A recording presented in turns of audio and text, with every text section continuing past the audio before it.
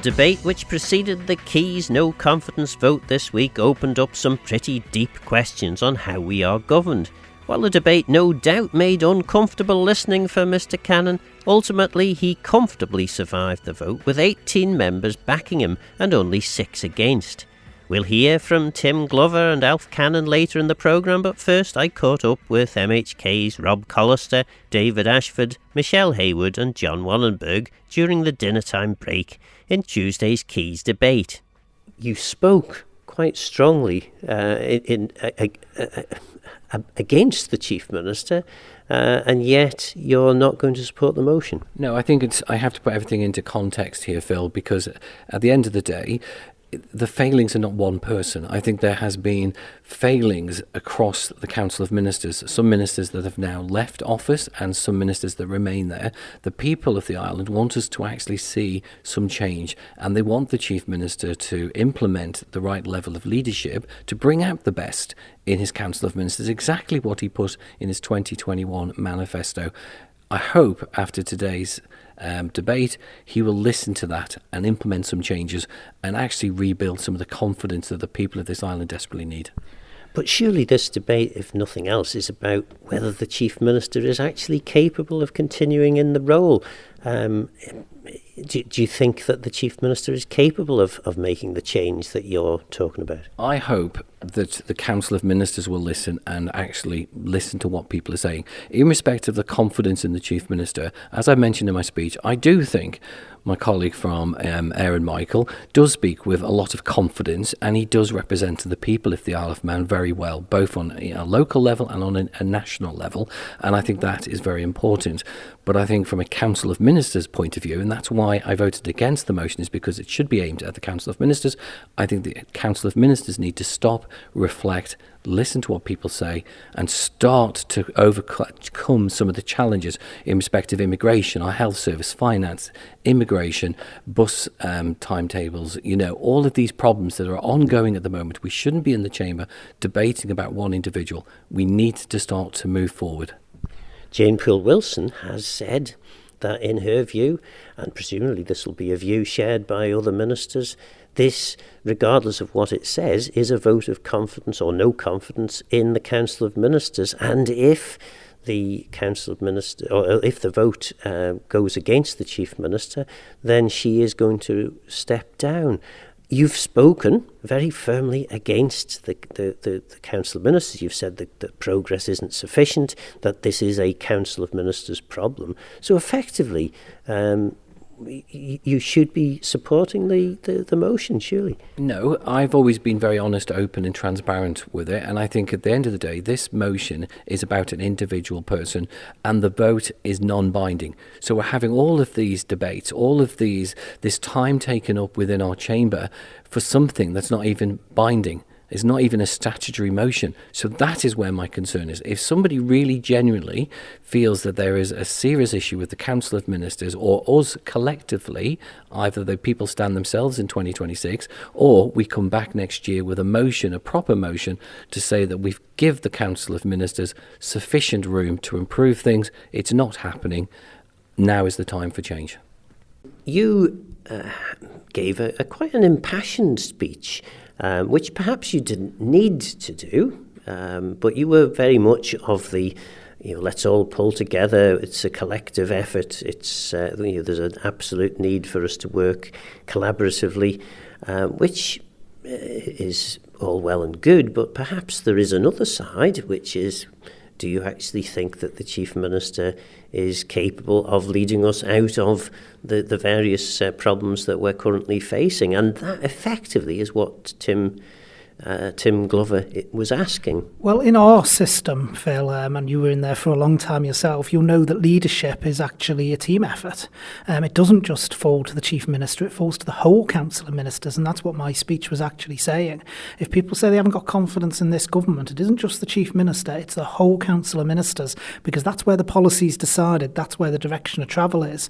The Chief Minister is 1 vote out of 9 around that Council of Ministers table, but the fundamental underlying principle of my speech was to point out, while we have all this noise, while it might look great for the political nerds out there and the political commentators who are loving every moment of this, We are put in to represent people, and there are people out there struggling with different aspects of their daily lives, trying to find affordable housing, trying to navigate a cost of living crisis, trying to do basic things, and they are sick to the back teeth. This is what I'm getting fed back from the public, of seeing politicians as if we're fighting each other, as if we're trying to move on pet projects. They want us to fix the things that matter to them, to actually stand up and govern. And this is the point. And I think, the message that should come out of this vote, because I think one member who did hit it on the nail on the head was Mr. Morehouse, where he actually turned around and said there shouldn't be any celebration after this. I think Council of Ministers does need to reflect on how did this vote come about and what people have said today. And there does need to be some changes because, I make no bones about it. I don't agree with every single thing that this administration does, but equally I don't oppose everything this administration does either. We've done interviews before where you've said about my compromise amendments, as you've called them, and trying to get people together. And that's what we need to do. We need to remember what we're doing here. We are here to represent the people of the island and to try and deliver for them. You've talked about the need for us all to pull together, or Tynwald to all to pull together on these things. To a certain extent, you're trying to have your cake and eat it, though. On the one hand, you're by the sounds of what you're saying, you're going to support the Chief Minister, and yet on the other hand, you're saying that there's quite a lot of things that you don't agree with the Chief Minister with, and you expect the Chief Minister to take note of the debate and maybe act differently.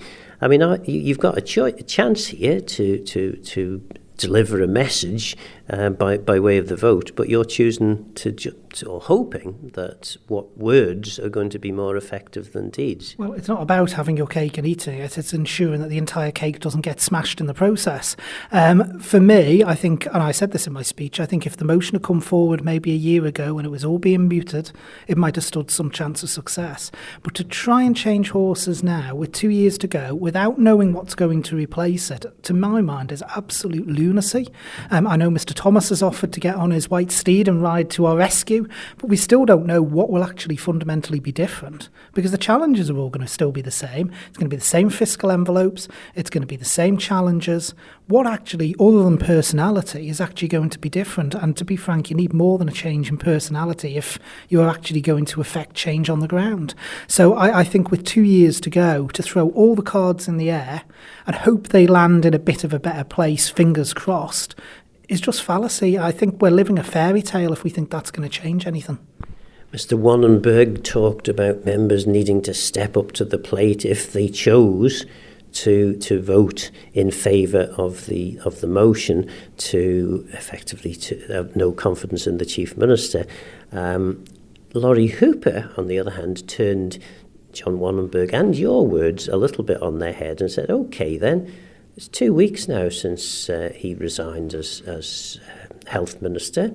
All this talk about working together and being collaborative and stepping up to the plate, isn't it about time somebody stepped up and took on the Health Minister's role? Well, I've been there, done that. I did 4 years in a worldwide pandemic in health, and I've actually gone back into health. I've gone back as a member because the Chief Minister asked if I would go in and we'd try and make some progress with the problems. With my 6 other roles I have in Tynwald, I could have easily said no, but I decided that on a temporary basis until a new minister's appointed, I would take on basically what's effectively a 7th role if you include all my government and Tynwald roles. So I think, I don't think anyone can really accuse me of ducking the challenge. And it is a fair challenge. It was actually in my words as well. Well, I actually said very, very clearly that, it's all right throwing stones from the sideline. People need to be actively involved in government in order to govern. They need to actually get involved. If they disagree with things, get into that department, try and change things from the inside, because that's where things can be more effective. And is this just throwing stones from the sidelines from Tim Glover? Is it just an opportunity for a cheap headline? No, I don't agree with those comments. Those comments have been made a couple of times today. I opened my speech by actually saying, I absolutely defend Mr. Glover's right to bring forward this motion. Any member can bring forward any motion they wish as long as it complies, obviously, with House Key standing orders. So I absolutely, people say it's the wrong time and everything else, and I probably agree with that as well. But I'd absolutely die in a ditch to defend his right to be able to bring the motion forward. I don't think we should ever impugn people's reasoning for bringing it forward.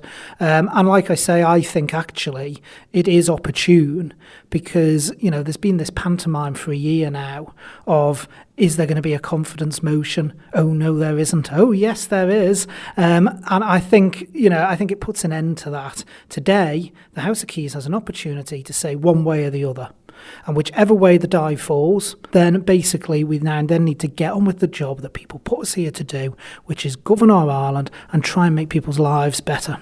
OK, then, Chief Minister goes home this evening with a gentle tap on the nose in terms of the vote.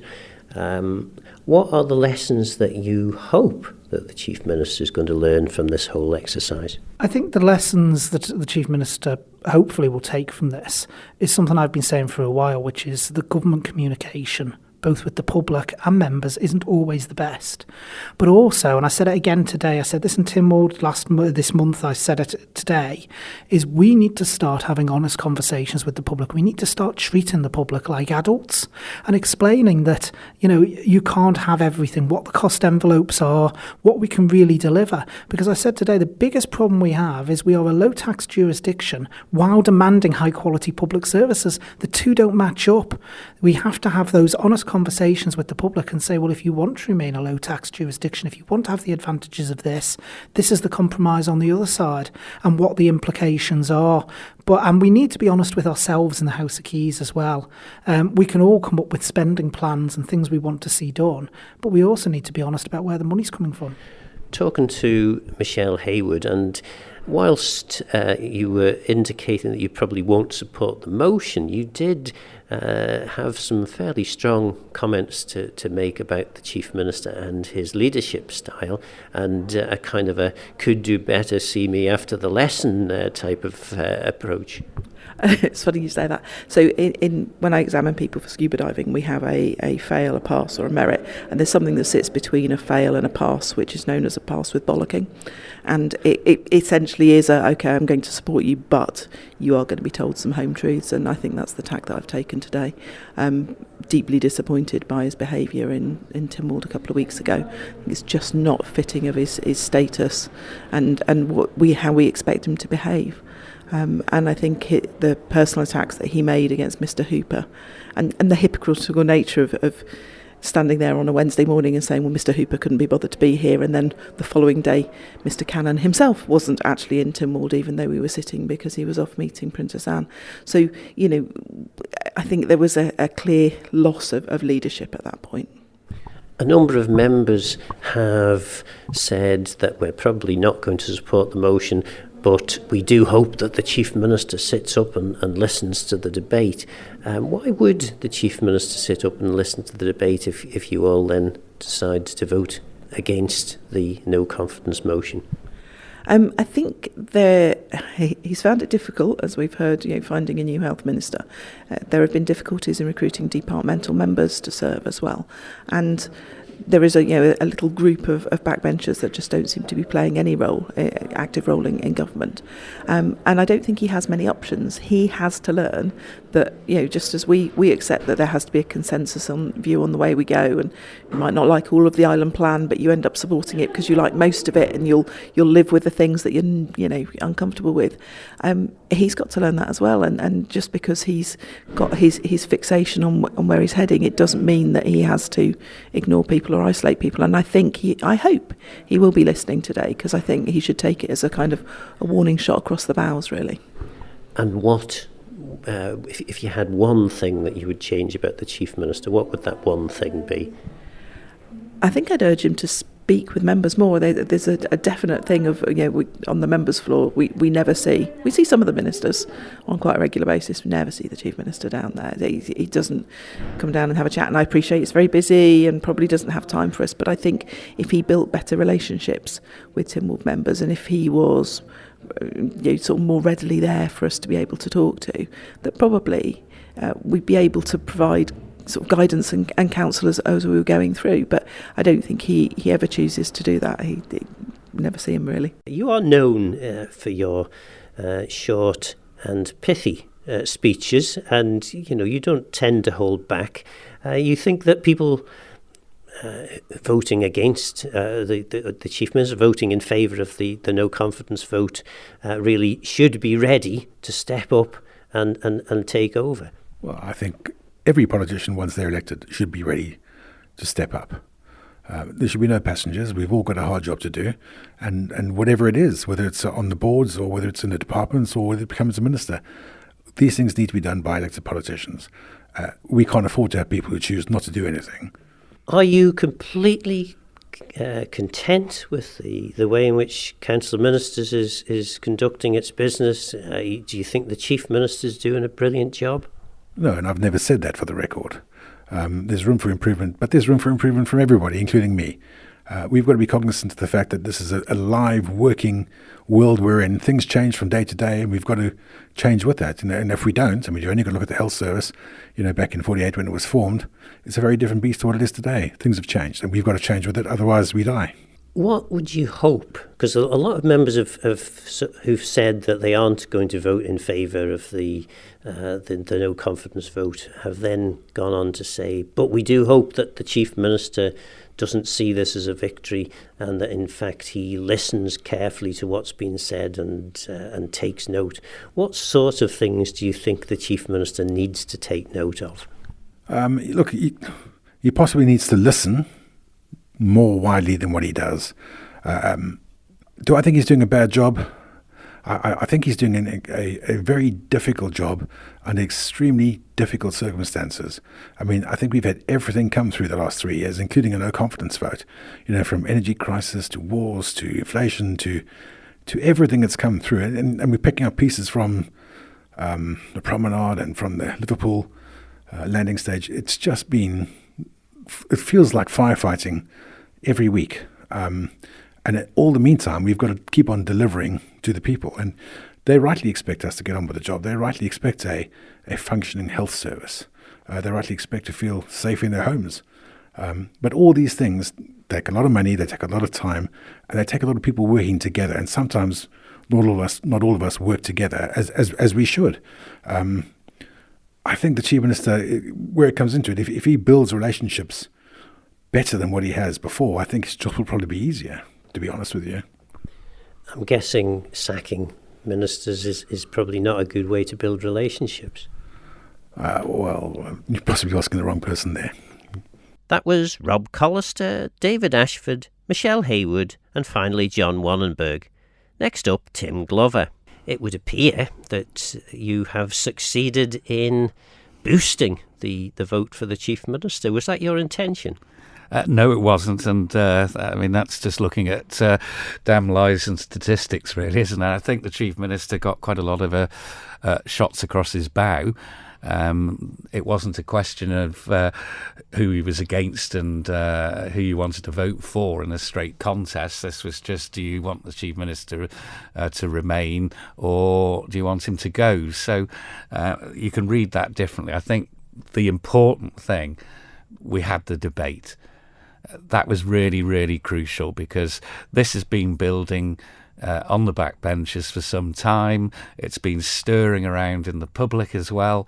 So I think we needed just to have this debate, see where people were, pin their colours to the mast, but at least try and get rid of that tension that's been there for some time now and ill feeling. And does this actually do that? Because I'm guessing that all this does is bring to the surface stuff that's been going on behind the scenes. To a certain extent, it destabilised the government for the week or so running up to the actual debate. It led to a level of uncertainty. And in essence, the vote basically says there are now 18 members who didn't support your no confidence vote. So 18 members, I'm guessing that means have confidence in the Chief Minister. I mean, the Chief only got 14 votes when he was elected. So hasn't this all just created a distraction at a time when we need government to be getting on and delivering? I don't believe that's the case at all, because I deliberately went this route of giving people a week's notice, because I felt this debate we were going to have is really, really important, just to refocus things, reset things, if you like. So people were given a week's notice. I know that at least one minister didn't travel off island in order to stay. But if I'd done it the week before, I knew 3 ministers were away. I didn't feel that was honourable or fair to do that. So people were given a week, and we've had the debate which the public have been crying out for, and I feel, as a member of the House of Keys, we really needed to air this. A number of the people that voted for the Chief Minister to remain and against my motion did fire a considerable number of home truths and warnings across to the Chief Minister. And my hope now, and a way forward from this, is that we get a different style, more statesmanlike style from Mr. Cannon. The squabbling with people that have gone to the back benches is just not right, I don't feel, in a leader. But I did say in my speech on Tuesday, let's have a more conciliatory, less cutthroat, more inclusive way of going forward. And I will support that. And I did say that in my speech. So it wasn't just lobbing hand grenades from the back benches. If we get that, I'll support that. And it does cut both ways, doesn't it? I mean, you are one of the more outspoken members, particularly in relation to the Chief Minister's leadership. The Chief Minister couldn't have been surprised that you would bring a motion like this forward, because you've been saying this really for the last year or so. Yeah, but again, go back to what was said from a few of the backbenchers yesterday. In an interview, I think he said, was it with yourself? Or he said, well, bring it on. Again, the language, the tone, that's not what we want from our leader.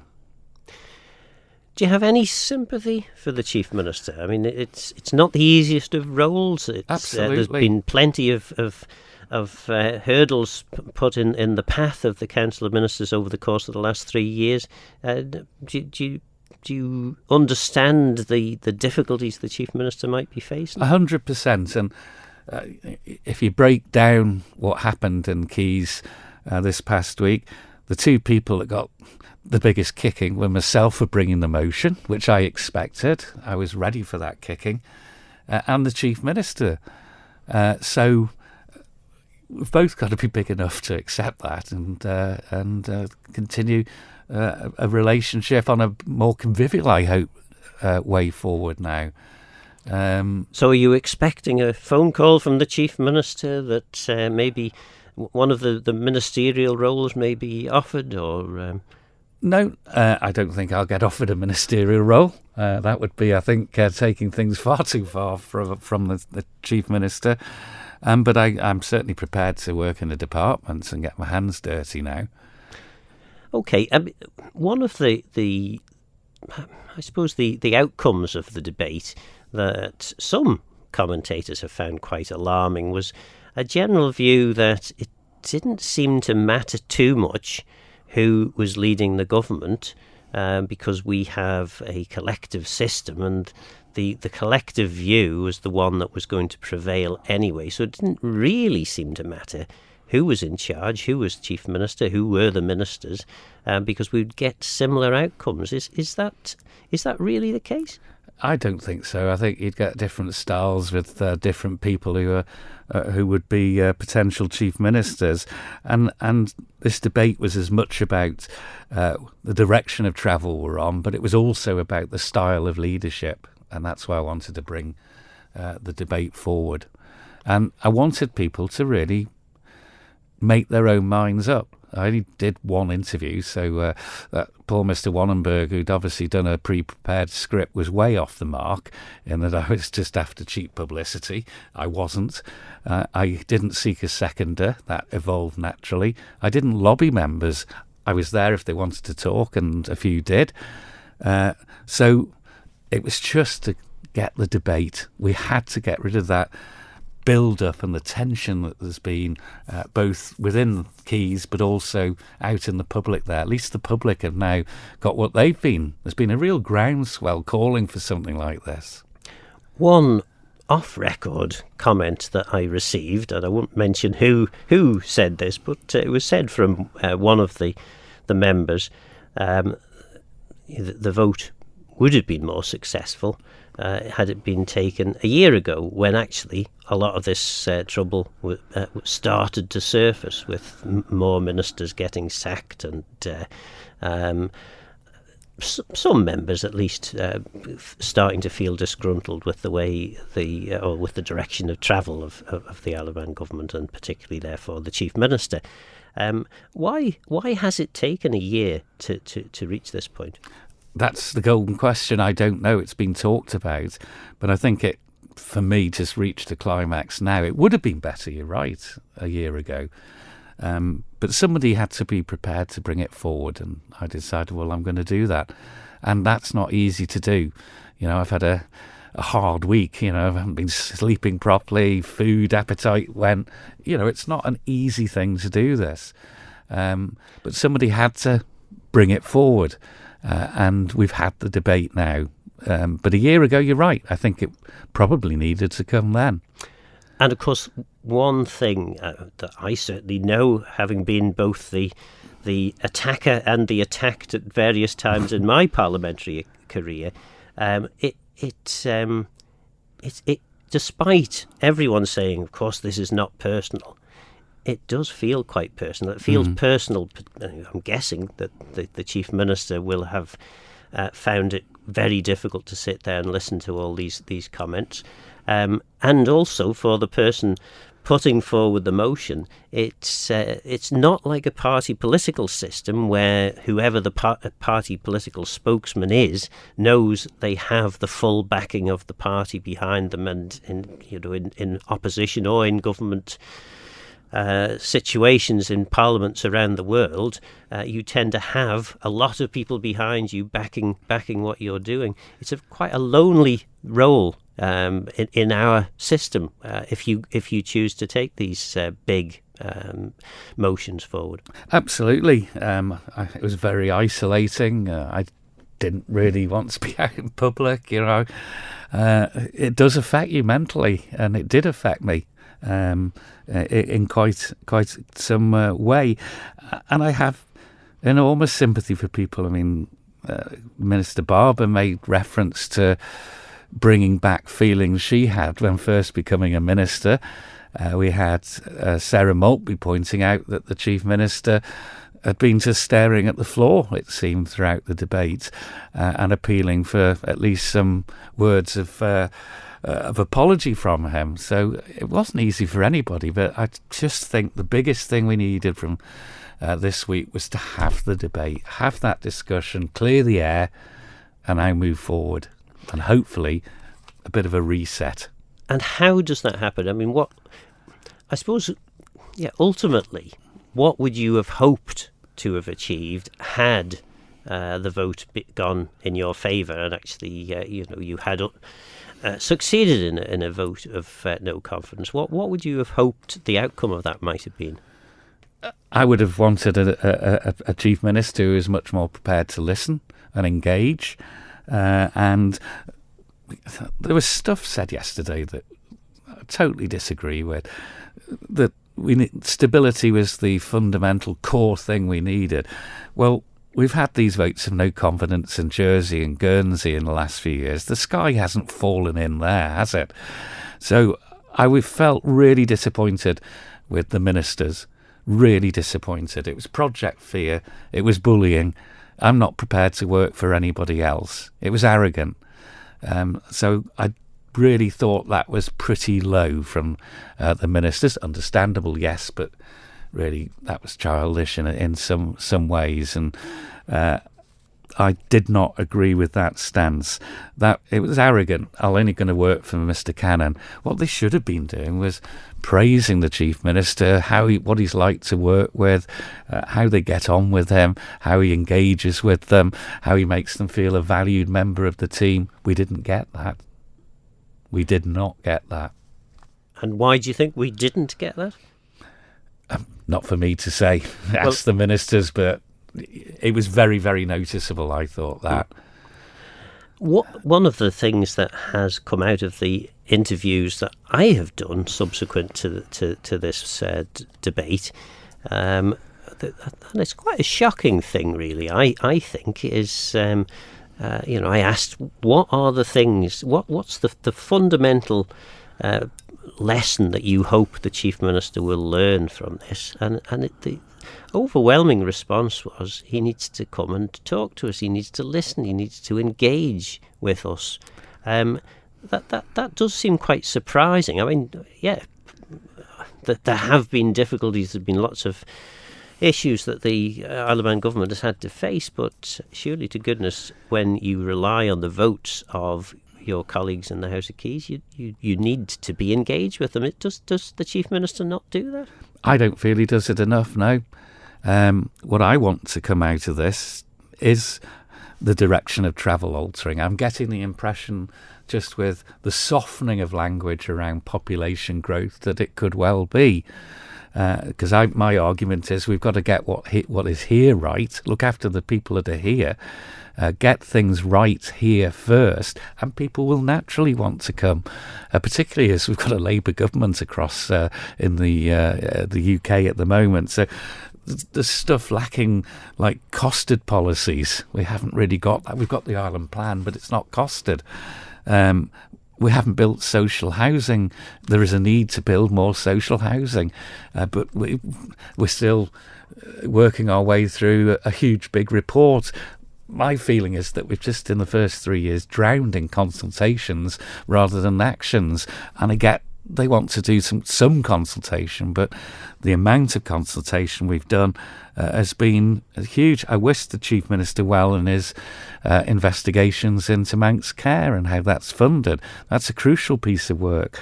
But we've got to look at the cost efficiency in government as well. The next really big test for this administration is the budget in February. That's going to be a huge test because a number of people voted against the last budget, particularly over the 2p tax increase. Again, the language being used sounds that might not be as temporary as it was played out to be last February. There's massive tests to come, and it is about the direction of government as well as leadership. And for that, there are lots of ideas on the backbenches, lots and lots. Come and talk to us, engage with us. So is it then that the consultations aren't, I don't know, well, maybe you could tell me what you think is wrong with all these consultations? Because on the one hand, I mean, it could be described as trying to have your cake and eat it here. On the one hand, you're saying the Chief Minister's not listening, and then on the other hand, you're saying there's far too many consultations.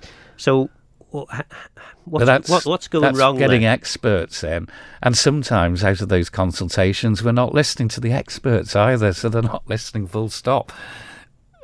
It was very interesting what Laurie Hooper said, I thought, yesterday, that like me, he felt the problem was in the centre of government, and the centre of government, which is the Chief Minister and the Cabinet Office Minister, were stifling what actions the other ministers were wanting to take, or softening or slowing down. He used words like that. But isn't that inevitable? I mean, the system that we operate is a collaborative, collective way of doing things, and Laurie Hooper is clearly a party political person. He has his clear stated party political view, and it may well differ from the collective view. Absolutely, and therefore your role, in terms of Council of Ministers, the Chief Minister's role is to try and find a collective way forward that everyone can agree on.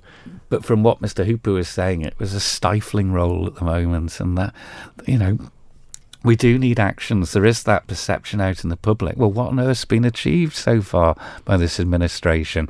But the centre of government doesn't want that. It shouldn't be stifling. And he was saying that, in effect, that he felt it was over stifling, quite dynamic policy that was flowing through to the centre of government to then be brought before the Council of Ministers. There is that perception out in the public at the moment that what on earth happened in the first 3 years of this administration? What successes, what actions have been taken that's making people feel better and better off? It is fair to say that the Chief Minister's leadership style has been different to many of the Chief Ministers that he has succeeded. It is unusual to have so many ministers from the current administration replaced and stuck back on the back benches. Usually what happens is you have ministerial reshuffles around about this time in a parliamentary term, but so many sackings is unusual. Now, some will argue that is destabilising, and I'm guessing this is possibly your view, that it doesn't help. It doesn't but then endear stability, does it? On the other hand, the old systems haven't generated the speed of change that perhaps the Chief Minister, when he set out, was hoping to have delivered. And his view has been, if you're not delivering, you're out the door. It has, but the 5 ministers, now ex-ministers, on the back benches, and of course they're going to raise trouble and throw a few bricks back at the Chief Minister. That's what he's created by this churn that has taken place. So that in itself is not stability, and yet all the ministers argued for stability. Well, we haven't had it. That was mover of the no confidence motion, Tim Glover. Finally, Chief Minister Alf Cannon. How would you respond to the message we've heard that you need to do more to listen to and engage with your key colleagues? Look, I mean, I've got a very busy job. I've got a lot of people to listen to. I have extensive number of meetings each week, and I'm always listening. I hope I'm always listening to what people have to say. And I mean, reaching out to every political member on a consistent basis is not always that easy. And of course, there are different ways and means of communication. So, of course, there's listening, and then there's translating listening into action, and of course, understanding what I'm actually listening to and the relevance of what I'm listening to, because I can't solve everybody's problems. And of course, if there is a problem, then I need to translate that into some sort of action. So, I have said my door is always open. I've always maintained that status. And if people have wanted to come and see me, then, I've made time in the diary to do that. I will do another round of engagement now anyway with political members following that debate, and hear what they have to say, but particularly understand what roles they want to play within government, because 4 years in or into the 4th year, everybody just wants to deliver and get things across the line that have been under development or under policy development now for the last 3 years. So delivery is also very important, and there are things that need to be tackled, and particularly things like healthcare overspending, how much we're investing in healthcare, what the relationship is with Manx Care, and what services are being delivered. They need action, because we've done a huge amount of talking and policy development around that. We need to take the actions to refine that, and therefore there does need to be a sense of urgency as terms of saying, well, what does need to be delivered? And as I say, when you're listening to people, that's on that one hand, and absolutely.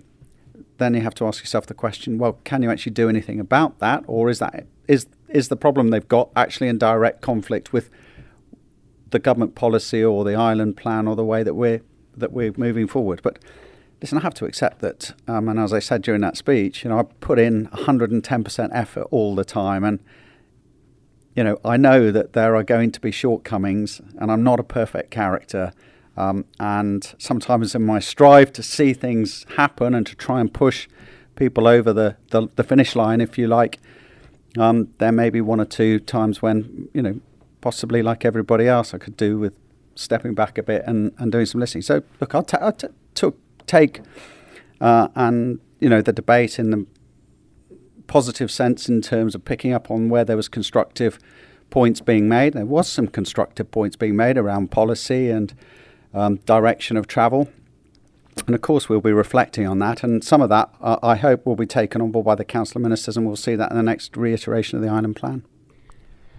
Tim Glover has said that he sees this now as a line drawn under the issue, and that's the end of it. There's been a year of grumbling in the backbenches and suggestions that a vote of no confidence needs to be put. The vote has now been put. You have come out victorious, so to speak. In fact, I think 4 more votes in favour of the Chief Minister this time round than you had 3 years ago. Tim Glover's view is, OK, we'll draw a line under that now and we can all move on together. Is that your view? I don't know that the debate was that constructive, to be perfectly honest. I think the point was made that there was a lot of policy criticism being made. But of course, although I am the Chief Minister, but I am first amongst equals in many respects, Phil. And we run a system of government where you have to have consensus. I have 8 ministers round the table. We all have different views at times, but we all have a collective responsibility. So sole determination of government policy and direction of travel is not at the gift of the Chief Minister. The Chief Minister also has to have collective responsibility, and there are times, not often, but at times when, like everybody else, I can be outvoted around a table on particular points. You then either get behind that and accept that is the way forward and that we need to make some progress, or of course you do what Laurie Hooper's done and you resign and you walk away. So there's absolutely this the view that needs to be dispelled that I can solve everybody's problems personally. It's not the case. If you really want that to happen, then you're going to need to change the political system or political constitution, if you like, in terms of how people are elected. And if you want a point where the Chief Minister is the absolute arbiter and determinant of everything that's going on, then you probably need to move to a point where the Chief Minister is publicly elected with a definitive mandate and, of course, put in place the safeguards, political safeguards that you need in a different way. And to a certain extent, that appeared, certainly to a number of political commentators, myself included, as though that was where the debate probably was pointing in the end, because there were people who seemed to think that it didn't really matter too much about the personalities. Generally, I think the message that I got out of the debate was collectively and collaboratively you come up with the policies, so it doesn't really matter who's in charge. You're still going to get similar policies because it is a collective view of the whole of Tynwald. And if that is what members voting against or voting in favour of the no confidence motion, if that's really what their position is, presumably then what you're suggesting is the way forward for them. Well, I certainly think that if we've certainly been running this political system for decades now, and every 5 years we go through the same process. If you expect necessarily a different outcome, then you're probably misguided, because you're just simply changing the people but retaining the structure in which they operate, and you're running consensus politics, and that can be difficult. As I said in my speech, it doesn't necessarily lead to happy families all gathered around the parliamentary table. There will be differences of opinion, and sometimes those differences of opinion can be strong.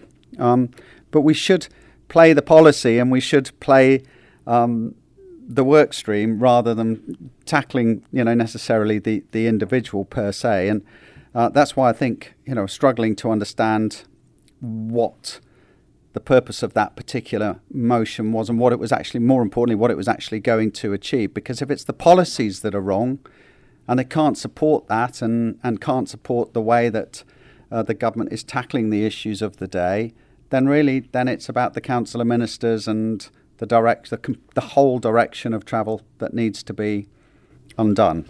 And I don't know whether this was a contrived thing, whether it was a thing that you discussed with ministers in advance, but a number of ministers stood up and said, actually, you know what, as far as we're concerned, if this no confidence vote is lost, or in fact the Chief Minister loses the vote, then we're resigning and we wouldn't want to have any part in any future Council of Ministers. Was that something that had been predetermined in Council of Ministers? Or? So I was very humbled with the way the ministers decided to speak, and it wasn't predetermined. Once I understood that this motion was going to happen and was laid down, I said to council, look, you need to determine this by yourselves, and if you feel strongly in terms of any variance from where you would expect council to settle, then come and see me and we will discuss it. And so it wasn't predetermined around the council table.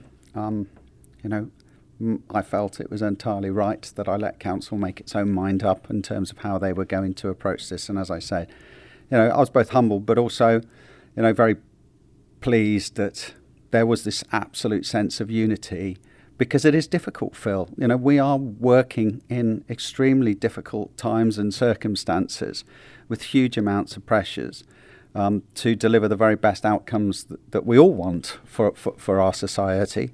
And I think to have a united council determined to see this through and to get successful outcomes, I think can only be good for everybody, and a positive thing.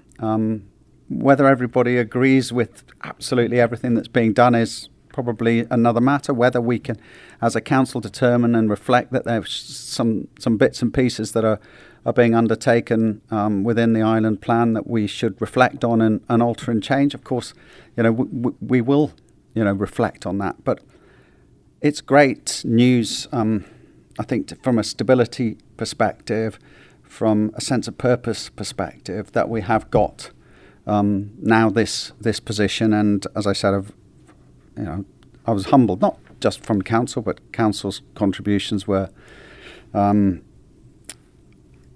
particularly sort of emotive for me, and also from other members as well who in their support.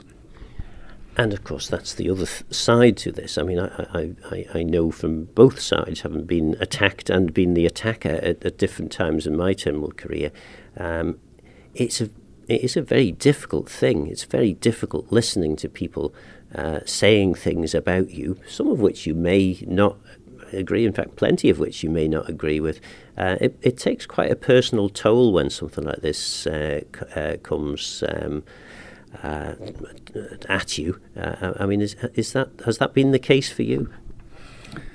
Well, I wouldn't say it's been easy. I mean, it's always difficult. It's not just difficult for me, but it's also difficult for those close to me as well. And, family, friends, in ways that you don't even think get impacted by this type of position and debate and focus and attention. So, I never really came into politics. And I don't think politics should all just about be the personality. I mean, we really do want to try and focus on the policies, and we also have to recognise, the environment in which we operate. And as I said, it's not a presidential positioning. You're not electing an individual on a single mandate across the nation and expect that individual to deliver on absolutely everything. We do have to have a united input, a consensus input, and agree the best way forward. And then you choose to work with that and do the very best you can within that framework, or you sit outside and oppose it. And that's the truth of the matter. So, but yes, when you get to a position where you're the named person in the motion and you have to sit there and, there is little you can do but take it all in. But of course it's difficult. It's difficult for other people. But listen, I mean, I hope I'm resilient enough and strong enough and capable enough to to move on and carry on getting things done in the best possible way. And as I said, not a day has gone past in the last 8 years as senior minister, Treasury Minister and Chief Minister, where I've not given 110% to absolutely everything that's been on my desk or the meetings I've been in, and the work that I've undertaken. That was Chief Minister Alf Cannon. What do you reckon? Does he need to listen more, or do the members calling for this need to be more vocal and forceful in grabbing his attention? Does Tynwald's collaborative approach to creating policy direction for government still work? Lots to consider.